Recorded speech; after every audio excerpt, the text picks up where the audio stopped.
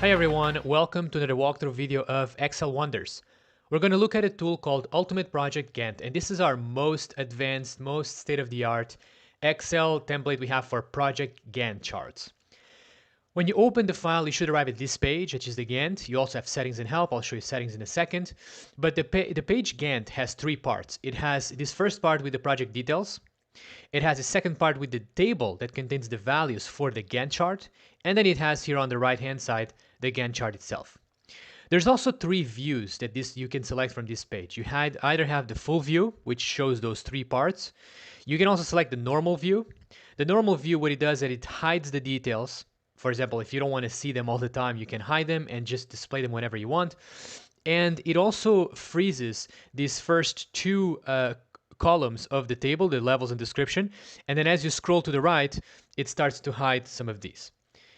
And then you also have the compact view. The compact view is the view that hides a lot of the columns within this table, so then you are able to only see the ones that are absolutely necessary. The description, start date and end date, and then the Gantt chart. So you can see both the table and the Gantt chart in the same screen. Let's go to the full view. So I'll walk you through some of these. So first, let's start with this part, which is the details. Well, you have the project timing. The project timing has the project start, end, and days left. The project start is the minimum date of all of these dates that you have here on the start date. The project end is the maximum date. And then the number of days left is the number of days that you have left from today until the end date. You also have the project progress. The project progress allows you to look at either sections or tasks and then visualize how many tasks you have or how many sections in each one of the different status types. Okay, and I'll show you the different status types here when we talk about the table. Then you have this section called time versus task completion. This one is very useful because it allows you to see how your project is advancing and how you're completing tasks over time. So, but also how many days are passing. So for example, this first bar tells me that there's 29 days in the project and 10 have already passed. That is why here it shows 19 days left. But then if you look at it right below, it tells me that there's 2 sections, but 0 have been completed, and there's 3 tasks that have been completed out of 5. So it gives you perspective how you're completing tasks and sections in relation to the days that are advancing in the project. Now you have your priority items, which you can select a specific level of priority. For example, I have now medium. It tells me that I have 5 items marked as medium priority, and out of those, 2 are ongoing and 3 are completed. I could also see the non-started, which has 0, or delayed. Delayed tasks are those that have not yet been marked as completed, but the end date have already passed from today. And then you have the items by team member. You can look at it at all items, this delayed items or not delayed items, and it gives you a ranking of the team members that have the highest amount of items associated to them or assigned to them. If you scroll down, you see here now this is the table. The table has this column called levels, which is just for you to be able to visualize in numbers like what is the ordering of the tasks or sections. You have here the description. The description, it is very important to understand what the different levels of this table. You have sections, you have tasks, and you have subtasks. Sections is groups of tasks. Tasks, and probably are the most important level, are the actions that you need to put in place. And then subtasks are useful when you have certain tasks that are so large that you need to break them down further into subtasks so you can then visualize and track the completion of them.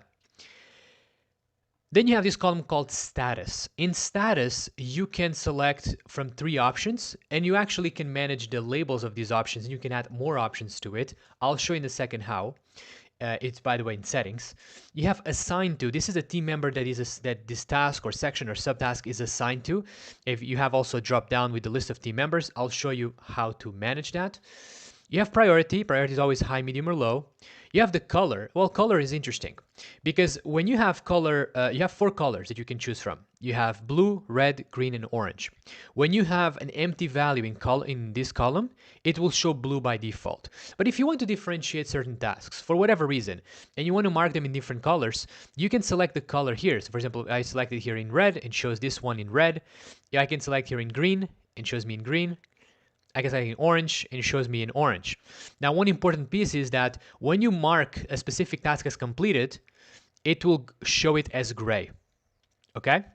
Then you have start date and end date. Just to manage these numbers, you can just click on them and you'll see a date picker. Okay? Now, a date picker, you have two parts. You have either you can choose the date from the date picker itself, or you can link it to another task. So the start date, you can link the start date of a specific task you're currently editing to another task. So for example, if I click here and I want to manage it, I want this 1.1 to link it to 1.2, and I want to link it to the start date. So right now, when I do this and I confirm, it's gonna basically show the value of May 2nd, 2024. So I click confirm, and here it is. The end date works exactly the same way. So you select, you click on the cell, and you should see the date picker. And the date picker has two tabs. This one to choose the date from the calendar, and this one that allows you to choose the number of days, months, and years that pass from the start date. This one does not necessarily connect to another task or section. This one allows you to just put the number of days. So for example, I'm going to put 8 days. I confirm, and here it is. So now, anytime that I change this one, so for example, I'm going to change from the 2nd, let's say, to the 4th, this one updates as well because it will always be 8 days away. Then you have the duration, and then you have the cost. Okay, the duration is a formula, you don't have to edit, and then you have the cost here. Now, let's look at this final part, which is the easiest to understand. This one, there's only two things you can do. You can either move it like this to visualize the dates even further, or you can go backwards in time and click like this. Now, you see that this area is grayed out. I'll show you how you can change that or not in the settings. You also have this one marking the day of today, and then you have these light gray stripes that show you the weekends. So these gray stripes show you days that are either Saturday or Sunday. Now, back to the table, there's these buttons that you can click to edit or to add new things. So for example, if you want to add a new section, you can click here, new section, and here it is. You can add new tasks, so you need to first select the section you want to add tasks to, like this one, and you can start adding tasks. And if you want to add a subtask, you can click on this one and you start adding subtasks or any other task. You can move it around like this. You can delete, like for example, like this. Delete, I'll click no because I want to show you something else. So for example, I'm going to delete these. Here it is. And you can also do something interesting. You can collapse if the list starts to get quite big. You can click here to, for example, collapse. And you can do the same for tasks. So as you click here, it just collapses and uncollapses the different levels you have below. Now let's look at settings. In settings, you have a lot of settings you can use, but I want to show you a few. So first of all, you need to select which day you want to set it as today. I actually like to set Monday as the first day of the week. Then you can define if you want to show the past as gray or not. Right now it's set as gray, and that is why this part is all grayed out. If I go back to settings and I put as no, you'll see now it's no longer grayed out. I like to have it as in gray. Then you can highlight Saturday, yes or no.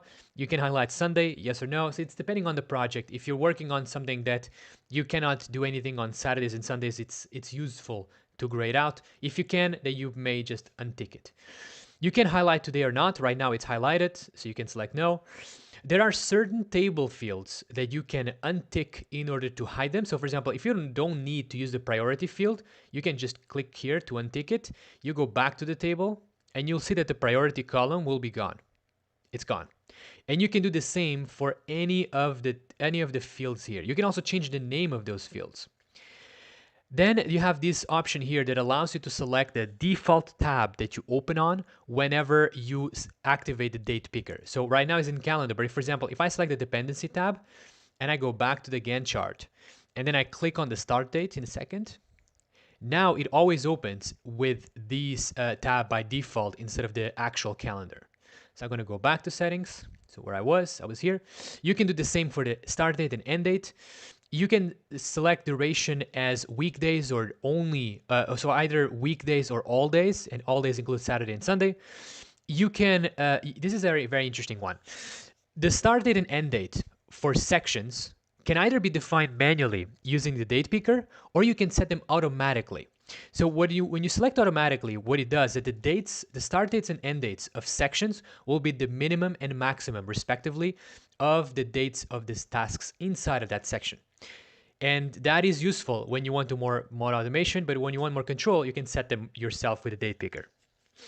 You can do the same for tasks, for sections, and when you activate this, it looks at tasks, and you can also activate this for tasks that looks at subtasks. I always like to use the date picker, so I keep this in this setting. Then you have the list of status options. This is very important because right now you have not started, ongoing, uncompleted, but if your workflow is more complex than these, you can always click edit labels, and then you have these few labels available to you.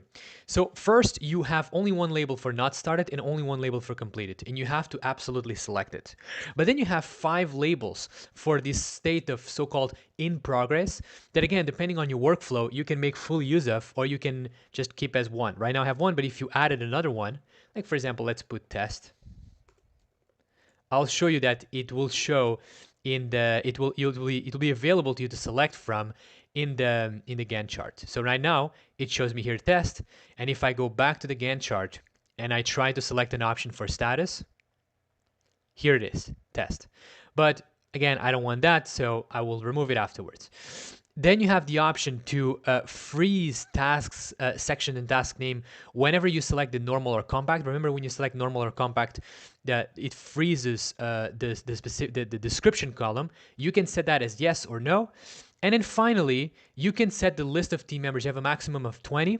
This is optional. If you don't want to use it, you can always go here and turn it off. But if you have team members you want to assign to and you want to use in the dropdown, you can list them here and it'll be available to you in the dropdown. So for example, if I put here test again, I go back to Gantt, and if I look at this, here it is, test. And that's it. I hope you enjoyed it.